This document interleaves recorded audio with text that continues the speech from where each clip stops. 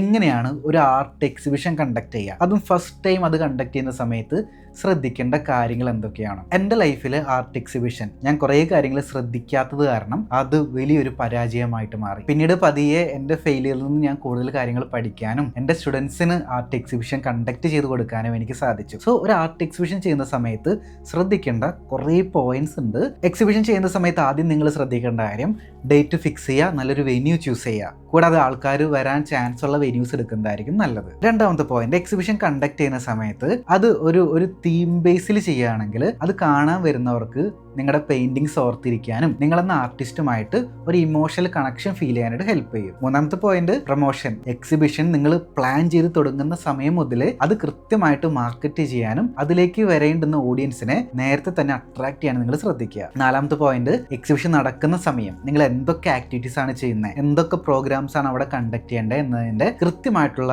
നേരത്തെ തയ്യാറാക്കിയ പ്ലാൻ നിങ്ങൾക്ക് വേണം. അഞ്ചാമത്തെ കാര്യം, take feedback and follow up. Exhibition ഒരുപാട് പേര് എക്സിബിഷൻ കാണാൻ വരും. അവരുടെ അഭിപ്രായങ്ങളും ഫീഡ്ബാക്കുകളും നിങ്ങൾ നോട്ട് ചെയ്ത് വയ്ക്കുക, അല്ലെങ്കിൽ നേരിട്ട് ഫീഡ്ബാക്ക് കളക്ട് ചെയ്യുക. എന്നിട്ട് നിങ്ങൾക്ക് ഒരുപാട് ഓപ്പർച്യൂണിറ്റീസ് വാഗ്ദാനം ചെയ്യുന്ന ഒരുപാട് പേരുണ്ട്. അവരുടെ ഫോൺ നമ്പേഴ്സും ബിസിനസ് കാർഡും ഒക്കെ കളക്ട് ചെയ്ത് വെച്ച് അവർ കൃത്യമായിട്ട് ഫോളോ അപ്പ് ചെയ്യുക. ഇനി കുറെ കൂടി ഡീറ്റെയിൽ ആയിട്ട് എക്സിബിഷനെ കുറിച്ച് അറിയണമെന്നുണ്ടെങ്കിൽ നേരെ യൂട്യൂബിൽ പോയിട്ട് ആർട്ടിസ്റ്റ് സച്ചിൻ യൂട്യൂബ് ചാനൽ ഒന്ന് വിസിറ്റ് ചെയ്യുക.